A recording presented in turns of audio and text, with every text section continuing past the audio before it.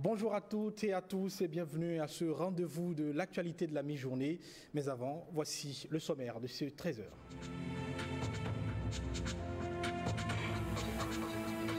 Le Conseil national du patronat de la presse et de l'audiovisuel au Bénin plaide pour un fonds au profit des médias.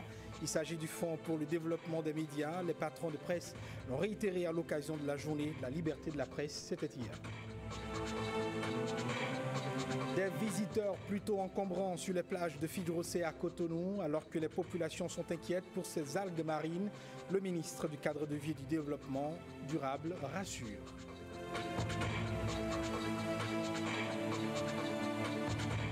Ils étaient dans un duel télévisé sans merci. Emmanuel Macron et Marine Le Pen, candidats au second tour de la présidentielle française, défendent leur projet dans le débat d'entre-deux tours. Nous vous proposons un résumé de ce face-à-face dans cette édition. Voilà pour les titres. Bonjour et bienvenue. Les acteurs des médias célébraient hier 3 mai la journée de la liberté de la presse. À leur côté, la ministre de l'économie numérique et de la communication, Rafiatou Monroe, est allée passer l'après-midi de ce 3 mai aux côtés des professionnels des médias. Elle leur a réaffirmé la volonté du gouvernement de relever avec eux les défis de la presse. Awa Sherif pour le compte-rendu.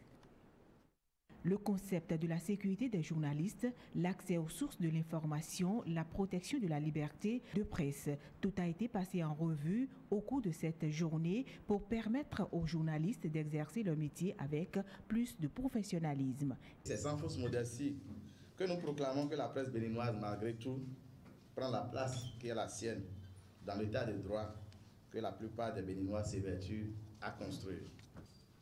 Toutefois, il ne serait pas juste de passer sous silence les cas d'intimidation, de traitements dégradants dont nous continuons d'être victimes.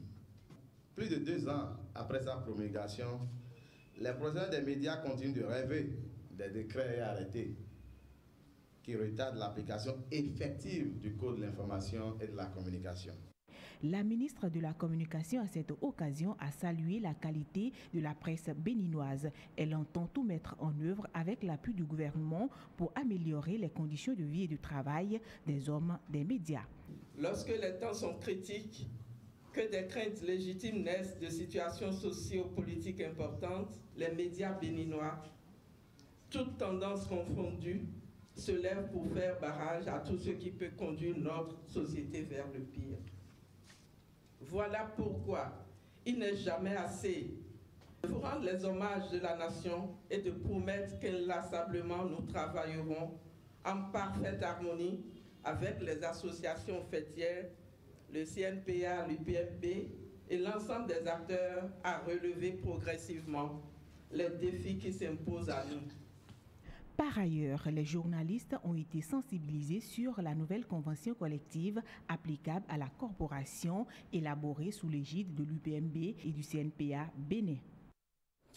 Actualité oblige, faisons cette incursion dans le règne spirituel. L'Ordre mondial transcendantal universel ETU éveille les hommes et les oriente vers le développement personnel.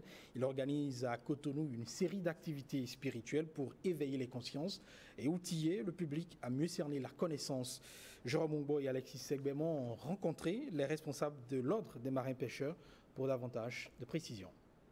On est venu à Cotonou pour divers motifs. Le premier, on va célébrer le 30e anniversaire de l'ETU en Afrique. En même temps, on célèbre le 40e anniversaire de l'ETU au monde. On a décidé de faire des séminaires, dans lesquels un séminaire est sur les biorhythmes kabbalistiques. Ça nous permet de gérer notre vie, de savoir quel est le moment qui monte, le moment qui descend, et jouant avec les anges, avec l'astrologie, avec la Kabbale. Et après, il y a un autre séminaire qui est nouveau et révolutionnaire qui s'appelle l'alchimie génétique. Il s'agit d'aller au-delà des connaissances théoriques pour rentrer directement dans la pratique, pour faire un changement directement sur la personne, sur comment on peut changer notre réalité, pour avoir un travail, pour avoir la prospérité, pour se libérer de certaines forces négatives. C'est-à-dire, c'est prendre un peu les rênes de sa vie. Et alors, au milieu de ça, on va faire en même temps aussi la célébration de l'intronisation de 3 présidents de notre école.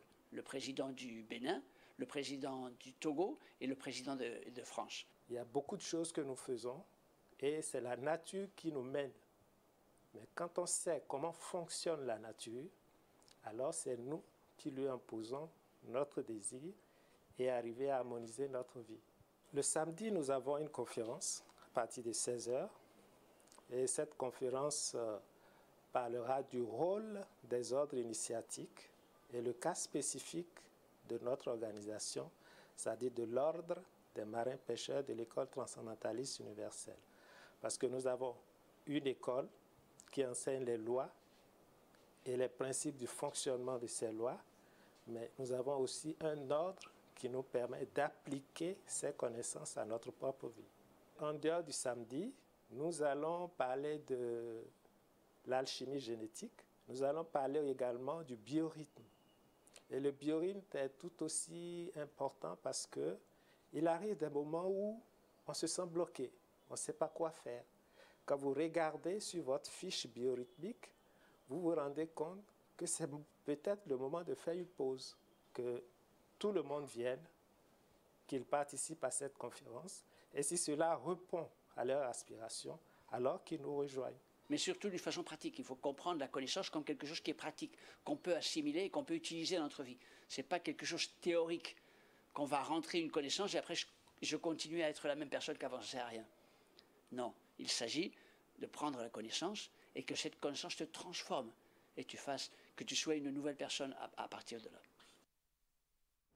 Voilà, journée mondiale de la liberté de la presse. Parlons-en. Le Conseil national du patronat de la presse et de l'audiovisuel au Bénin en a profité pour échanger avec les patrons de presse sur le fonds d'appui au développement des médias. Un fonds qui mérite justement d'être restructuré au dire des acteurs des médias afin de mieux servir la presse dans son ensemble. Huguette Ondelo pour plus de précisions. C'est à une séance d'échange sur les avancées du Fonds d'appui au développement des médias que le Conseil national du patronat de la presse et de l'audiovisuel a convié les patrons de presse ce 3 mai 2017. Cette année, au niveau du CNPA, nous avons décidé de le mettre sous l'auspice d'une réflexion profonde et assez verticale sur notre projet qui de tout temps nous a animés, nous a caractérisés, à savoir le Fonds d'aide au développement des médias. Ce projet a été l'un des projets importants du Code de l'information et de la communication qui en a donné toutes les ossatures, la composition et la dimension que ça pourrait prendre. Pendant 2 ans déjà, nous avons observé une sorte de silence. Depuis quelques temps déjà, ça a commencé, les réflexions, les analyses par rapport à la mise en place de ce fonds-là parce que leur hache a presque sonné. Le Fonds d'appui au développement des médias viendra mettre un terme à 20 années d'aide de l'État à la presse qui, selon le président du CNPA, n'a pas permis à ce corps de métier de véritablement se développer. 97-2017, ça fait 20 ans que l'aide de l'État, version actuelle, est distribuée. Mais qu'est-ce que ça nous a apporté? Rien du tout. Le développement des médias n'a pas été de mise. Il n'y a aucun projet structurant qui nous caractérise aujourd'hui. C'est pourquoi il faut aller au fond. Alors, ce fonds nous permettra, bien sûr, quoi? Nous permettra d'avoir des grands projets pour les médias, pour le développement des médias.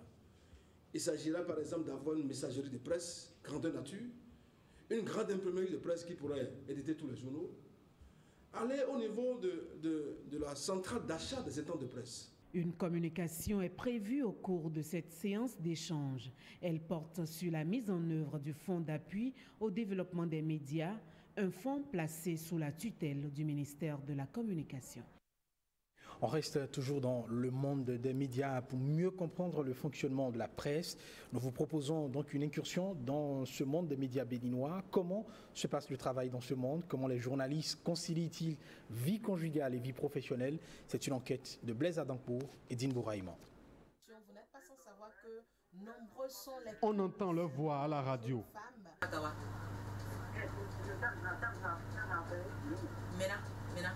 On les voit sur nos écrans de télévision. Certains s'illustrent dans les journaux à travers leurs plumes. Le journaliste a un objectif, celui d'informer. Mais pour y parvenir, un long processus précède. C'est à 17h, tous les 17h que nous tenons notre conférence de rédaction ici. Avant d'aller sur le terrain en tant que caméraman, on fait d'abord un briefing avec le chef division reportage, disons tous les jours. Et tous les vendredis, on fait une réunion qui nous permet de débriefer de tout ce qu'on a eu à faire dans la semaine. Un travail d'équipe qui concourt à l'aboutissement du même objectif. Certains sont moins visibles. Le caméraman, après tout, est un artiste. Il a de l'inspiration en lui. Il parle avec sa caméra. Il s'exprime avec sa caméra. Est-ce que vous voyez? C'est vrai que nous restons dans l'ombre. Mais dans l'ombre, nous faisons un travail remarquable. Moi, je ne nous appelle pas travail de l'ombre, mais je nous appelle les habilleurs du roi, les faiseurs du roi. On nous appelle les hommes d'ombre. Donc, ils nous laissent toujours dans notre ombre. On ne nous met pas en exergue. Oh, moi, je sais que sans le technicien, il n'y a pas de journaliste. L'une des difficultés pour ces professionnels des médias réside dans la conciliation de leur vie de travail et de famille. Chose souvent pas facile. C'est pas facile d'être femme au foyer et être journaliste. C'est compliqué parce qu'il faut gérer le papa, les enfants, le foyer, la cuisine, tout ça. Mais d'une manière ou d'une autre, on arrive à concilier tout ça. Question d'organisation. Il suffit juste de mieux s'organiser et voilà, on ne sent vraiment pas que l'on est en train de faire des efforts. Mais c'est vrai qu'il y a des difficultés. La Journée mondiale de la liberté de la presse est plus une occasion pour les professionnels des médias de réfléchir pour une amélioration des conditions d'exercice de leur métier. Allez, à demain, 5/7. Voilà, le rôle des médias dans la promotion des sociétés pacifiques justes et inclusives, c'est vers cette thématique qu'ont convergé les échanges dans le cadre de l'édition 2017 de la journée de la liberté de la presse, une journée qui reste et demeure pour certains professionnels une journée de réflexion. Mais alors, comment les anciens de la profession ont-ils reçu en leur temps l'idée de la journée? Ils sont au micro de Marie-Louise Perrin pour nous le dire. Il y a la période sous la Révolution pure et dure, où il n'était pas question de journée mondiale de la liberté de la presse. Il n'y en avait pas. Vous faites ce que le parti veut, un point trait.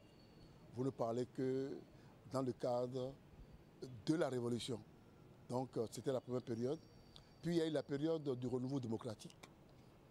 Et ces luttes que nous avons menées pendant la Révolution et qui ont abouti donc à la démocratie, ont permis d'avoir la journée mondiale de la liberté de la presse depuis les années 90. Donc depuis 24 ans, c'est la seconde période de ma carrière où je peux dire qu'au début, vraiment c'était quelque chose de souhaité. Et si la journée n'existait pas, il fallait la créer. Donc ça avait un sens, parce que le combat était là. Aujourd'hui, le combat est là, mais malheureusement, la liberté de la presse, disons, est un processus, mais elle est plus acquise qu'hier. Malheureusement, elle est mal utilisée. Je ne vois pas en dehors du début, je ne vois pas le changement qu'il y a. C'est pour cela que je voudrais appeler nos jeunes confrères à plus de responsabilité. Globalement, il y a eu les années euphoriques, c'est-à-dire les années où le Bénin était quand même en tête du peloton, hein, et puis c'était bien, c'était réjouissant, c'était quand même fierté de savoir que ce que nous faisons, c'est bien apprécié, bien reçu des autres. Je voudrais simplement dire qu'on peut avoir les réjouissances, mais on peut également réfléchir, débattre vraiment sérieusement des problèmes qui nous concernent. Parce que la réjouissance en elle-même, bon, c'est pas mauvais à soi, mais faire en sorte que ce soit des occasions pour qu'on réfléchisse, pour qu'on s'interroge sur nos conditions de travail, pour voir comment nous pouvons avancer, comment nous pouvons nous faire entendre. C'est important. Je crois qu'en notre temps, simplement, c'est des journées de réflexion où on réfléchit sur comment le monde de la presse évolue, sur les difficultés, les entraves Et puis bon, voilà, ça s'arrête là. C'est au niveau de la rédaction en réalité. Tant qu'il n'y a pas quelque chose d'organisé par disons, les associations de journalistes ou de ceci ou de cela, bien, la confraternité, ça se faisait à l'intérieur de l'organe dans lequel vous travaillez, simplement. Donc nous relayons, nous voyons ce qui se passe autour de nous, donc à travers le monde. Nous voyons ce qui se passe chez nous. Si nous estimons que nous ne sommes pas suffisamment libres, eh bien nous organisons des conférences, débats pour fustiger cela ou appeler l'autorité à faire un peu plus attention. Si c'est les moyens qui nous font défaut, on en parle. Si c'est la difficulté, et ça a été de tout le temps d'ailleurs, pour accéder à l'information, eh bien on en parle.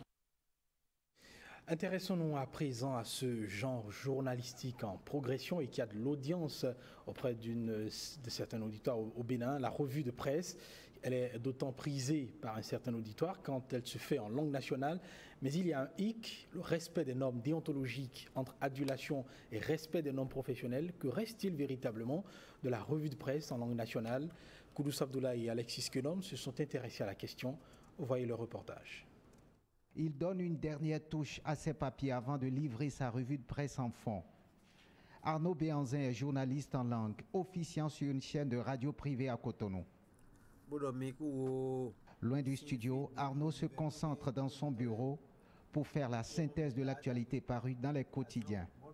Certains journaux lui parviennent au bureau, mais la majorité est reçue via les réseaux sociaux WhatsApp ou Facebook. On a tous les quotidiens d'aujourd'hui déjà. Ouais, il y a le matinal, Fraternité, l'Émergent, etc., Libération, tout est là. Donc, sur la base des unes. Arnaud produit des fois sa revue sur la base de la une des journaux, vue sur Internet. Les organisations professionnelles des médias apprécient. Il faut qu'au-delà des titres de la une que nous prenons sur Internet, qu'on puisse aussi avoir accès au contenu pour pouvoir pénétrer réellement la titraille et savoir le message que le journal veut porter avant de pouvoir traduire dans les langues pour les consommateurs. L'on pense et l'on dit sans avoir sous les yeux la publication et on fait la revue là-dessus. Certes, c'est un linge sale qu'il faut laver en famille. Cette famille s'est élargie et plus de 6 radios et télévisions produisent et diffusent la revue de presse dans les langues nationales à Cotonou. Un genre journalistique que très peu maîtrisent. Mais vous constatez que certains vont jusqu'à faire des commentaires de presse pendant qu'on parle de revue de presse. Et l'on fait appel à des syntaxes ou à des réalités qui ne sont rien d'autre que le commentaire personnel du journaliste qui fait la revue. Ce que nous souhaitons, c'est qu'il puisse se limiter pour le moment à la revue des titres. Au moins, on peut dire que les dégâts seront limités. Limiter les dégâts, c'est ce à quoi s'évertue Arnaud Béanzin, même si quelquefois il se retrouve dans les mailles des structures de régulation des médias au Bénin. Il est arrivé plusieurs fois que l'ODEM m'ait épinglé sur des dossiers. Évidemment, vous savez, nous, au niveau de la revue de presse, on se dit qu'on est moins responsable de ce que nous relayons. Or, c'est faux. Également, au niveau de la HAC, il y a eu quelques plaintes il y a quelques années. L'avènement de la revue en langue nationale au Bénin remonte aux années 1999-2000. Le respect des normes déontologiques reste problématique en ce qui concerne ce genre journalistique au Bénin. Voilà donc pour boucler cette journée mondiale de la liberté de la presse. Autre journée, autre événement, les travailleurs de la municipalité de Porto Novo n'ont pas manqué la célébration du 1er mai. Pour eux, la fête du travail reste marquée par leur engagement à œuvrer pour le développement de la ville capitale. Guillaume Avienon, Brissombo. Une visite du maire de Porto Novo à l'association des artisans de la ville en fête ce lundi. Des agents de la municipalité de Porto Novo admis à la retraite félicités par les autorités. C'est dans cette ambiance festive que les travailleurs de l'institution ont commémoré le 1er mai 2017. La 131e édition de la Journée internationale du travail a été l'occasion pour ceux-ci de s'informer davantage sur les avantages et obligations liées à la déclaration d'un employé à la CNSS, la Caisse nationale de sécurité sociale. Les échanges entre employés et employeurs sur les différentes thématiques de circonstances ont été sanctionnés par un engagement des uns et des autres à travailler pour le développement et le rayonnement de la ville. La question des droits acquis a été une préoccupation majeure des travailleurs de la municipalité de Porto Novo. Nous avons remarqué effectivement il y a trop de dépenses que nous effectuons sans aucune base juridique, sans aucun arrêté. Et nous avons commencé par les régulariser. Les droits que vous avez acquis et qui ne sont pas formalisés, il faut aller me voir pour qu'on puisse les régulariser, que nous puissions donner une forme juridique à ça. Sinon, on ne peut pas continuer par les payer. Le 1er mai 2017 à la municipalité de Porto-Novo s'est achevé autour d'un repas communautaire.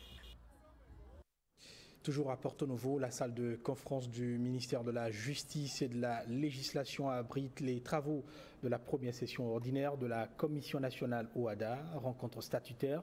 Elle sera consacrée à l'élaboration des règles nationales complémentaires aux actes uniformes de l'OHADA. Emilienne Fayomi et Patrick Nimavor pour le point de l'ouverture des travaux. Conformément aux dispositions du décret créant et organisant la Commission nationale OHADA, se tient sa première session annuelle du 2 au 4 mai 2017. Les membres de cette commission s'attacheront à élaborer les règles nationales complémentaires aux actes uniformes de l'organisation sous-régionale. Cette responsabilité qui leur incombe revêt un caractère important car de ces actes dépendra l'attractivité des investissements du secteur privé. La session que nous organisons à partir de ce jour, qui va durer 3 jours, est destinée à travailler sur 3 actes uniformes qui ont prévu des mesures nationales destinées à compléter leurs dispositions. Il s'agit de l'acte uniforme sur les sociétés coopératives. Il s'agit de l'acte uniforme sur les procédures collectives d'apurement du passif et il s'agit enfin de l'acte uniforme sur le droit des sociétés. La directive de cabinet qui présidait l'ouverture des travaux rappelle aux membres l'urgence de la création d'un organe de représentation des États près la Cour commune de justice et d'arbitrage. J'attire votre attention sur le fait que, sur l'ensemble de ces questions, le Bénin accuse du retard par rapport à d'autres États membres de l'OHADA.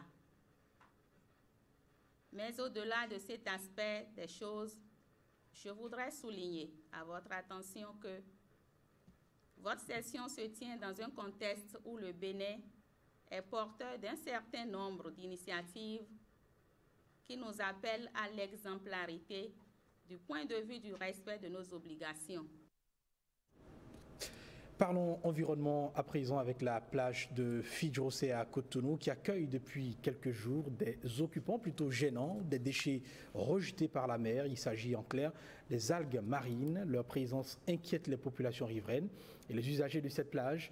Le ministre du Cadre de vie et du Développement durable est descendu sur les lieux pour faire le constat et rassurer les populations.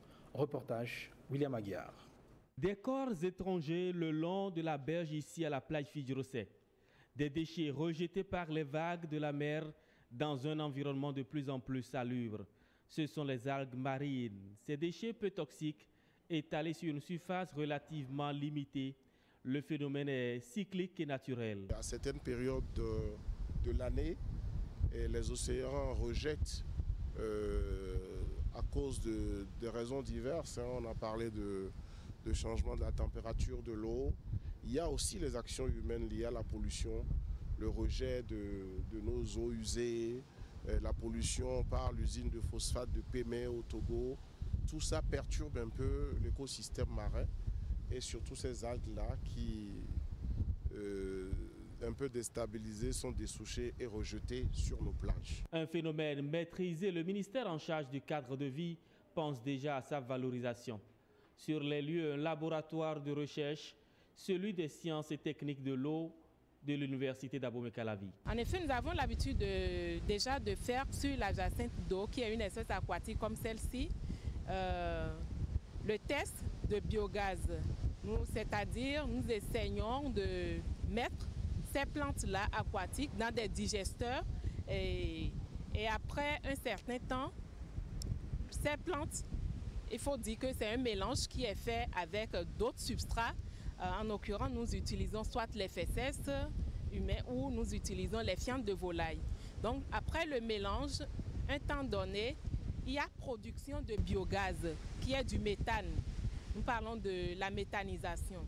Donc, ce méthane peut être utilisé pour la cuisson, tout comme les gaz que nous utilisons à la maison. Il n'y a donc pas d'inquiétude, les plages béninoises sont toujours fréquentables et le ministère en charge du cadre de vie entend poursuivre leur assainissement. À l'étranger, à présent, l'ultime face-à-face avant le verdict dimanche de la présidentielle française a eu lieu. Emmanuel Macron et Marine Le Pen se sont livrés un duel télévisé sans merci à 4 jours du second tour. Si vous avez manqué le duel, voici le résumé de cette confrontation en 5 minutes. 2h30 d'émission et l'impression d'avoir davantage assisté à un match de boxe entre Marine Le Pen et Emmanuel Macron qu'à un débat de présidentiel. Peu de temps pour les débats de fond, beaucoup d'invectives, d'attaques, voire même d'insultes. Vous êtes en fait la France qui se soumet. La grande prêtresse de la peur, elle est en face de moi. De toute façon, la France sera dirigée par une femme, ce sera ou moi ou Madame Merkel. Vous êtes la coproduction du système que vous dénoncez, parce que vous en vivez, vous êtes son parasite. Les deux arbitres, Nathalie Saint-Cry et Christophe Jacubizine, ont eu du mal à siffler les changements de round. Pardon, mais on a compris. Attendez, c'est inaudible. Car les deux candidats ont surtout suivi leur propre feuille de route avec un même objectif, cogner l'adversaire. D'abord, Marine Le Pen. Interrogée sur son état d'esprit si elle était élue, la candidate du FN brandit tout de suite sa première arme, lier autant que possible Emmanuel Macron au quinquennat Hollande. Alors, vous êtes l'héritier de François Hollande. Vous avez participé à un gouvernement qui a fait 35 milliards de taxes et d'impôts supplémentaires pendant le quinquennat, mais c'est pas vous. Au début, on avait bien avancé. Hollande Junior. Quitte à lui faire payer des bilans qui ne sont pas vraiment les siens, notamment sur le chômage et la loi travail. Vous parlez de ça, de prévention, et ça vous a pas ennuyé dans la loi El Khomri d'effondrer la santé, la santé en milieu professionnel? Non, la loi El Khomri, parce que vous n'avez pas voulu l'assumer, mais c'est la loi Macron. Bon. Mais si c'est la loi Macron. Mais non. Bah non. Ça, c'est sa première stratégie. Mais pour donner ses coups, Marine Le Pen a une deuxième tactique. Faire d'Emmanuel Macron l'apôtre de la mondialisation sauvage. Donc, vous voyez, moi, je suis la candidate du pouvoir d'achat. Vous, monsieur Macron, vous êtes le candidat du pouvoir d'acheter la France, hein, de la dépecer. L'occasion de ressortir du chapeau la visite à l'usine Whirlpool et d'accuser Emmanuel Macron de mépriser les salariés. Jamais je n'ai fait ce que vous avez fait l'autre jour, c'est-à-dire aller profiter de la détresse des gens. Ça, on aura l'occasion de revenir. Moi, jamais je suis allé me planquer dans une salle de commerce avec des responsables syndicaux. En face, l'ancien ministre de l'économie rend les coups. Et lui aussi le fait sur deux axes principaux. D'abord, en ne cessant de rappeler les origines politiques de Marine Le Pen. Vous êtes l'héritière d'un système, d'un parti, d'un nom. Vous êtes la véritable héritière, non seulement d'un nom, d'un parti politique, de tout un système qui prospère sur la colère des Français depuis tant et tant d'années. Il l'attaque aussi sur ses propositions. C'est son deuxième axe, pointer les incohérences et les imprécisions du programme de la candidate frontiste. Non, je vais d'abord démanteler les bêtises que vous avez dites tout à l'heure. Moi, j'ai un projet sérieux qui n'est pas du saut de cabri. C'est vraiment un galimatia. Comme le Qatar, oui, mais c'est Madame Le pas Pen, une banque que je veux, c'est un fonds souverain. N'importe quoi. Donc, ce que vous proposez, comme d'habitude, c'est de la poudre de perlimpinpin. Emmanuel Macron insiste par exemple beaucoup sur les modalités concrètes de la sortie de l'euro proposée par Marine Le Pen. Vous proposez bien de sortir de l'euro. Non, je veux renégocier pour que l'euro, on s'en libère et on le transforme en monnaie commune. Non mais à quoi servira l'euro? C'est une monnaie commune, c'est un panier de monnaie, vous le savez, encore une fois. Notre dette, elle sera payée en euros ou en francs? C'est ça la question. Votre vision de l'Europe. Non mais c'est essentiel parce que c'est le grand n'importe quoi du projet de Madame Le Pen. Mais si chacun des candidats a suivi son plan d'attaque au cours de la confrontation, on aurait tort de les mettre sur le même plan. Certes, Emmanuel Macron fait quelques erreurs et imprécisions. Mais Marine Le Pen, elle, entasse les intox. CICE, loi El Khomri, coût de l'immigration, retraite à 60 ans, fichier S, double peine, GPA, la candidate du Front National aligne les fausses informations à la manière de Donald Trump. Mais surtout, elle fait preuve d'une véhémence jamais vue dans un débat d'entre-deux tours. Du début à la fin, Marine Le Pen reste dans son obsession, rabaisser l'adversaire, complicité avec l'islamisme. Non seulement vous n'avez pas de projet, mais en plus vous avez une complaisance pour le fondamentalisme islamiste. Tentative de déstabilisation. Le Pen, c'est vous qui m'avez interrompu. Buvez un coup, ça va aller mieux. Je vous sens un peu agacé. Allusion sans preuve réelle. J'espère qu'on n'apprendra pas que vous avez un compte offshore aux Bahamas ou je sais pas, j'en sais rien. Quitte parfois à descendre très très bas. Je vois que vous cherchez à jouer avec moi à l'élève et au professeur, mais en ce qui me concerne, ce n'est pas particulièrement mon truc, je vous le dis. Moi non. Ici, c'est évidemment à sa femme, Brigitte Macron, ancienne professeure du candidat d'En Marche, que Marine Le Pen fait référence. Finalement, ce débat laisse un sentiment assez net. Emmanuel Macron, favori des sondages, a défendu ses propositions et Marine Le Pen, elle, a posé les jalons de ce qu'elle entend être pour les années à venir, en cas de défaite au second tour, une force d'opposition. Ben voilà, ce sera donc tout pour cette édition. Merci de votre très aimable attention. Excellent après-midi et bonne suite de programme sur la télévision nationale.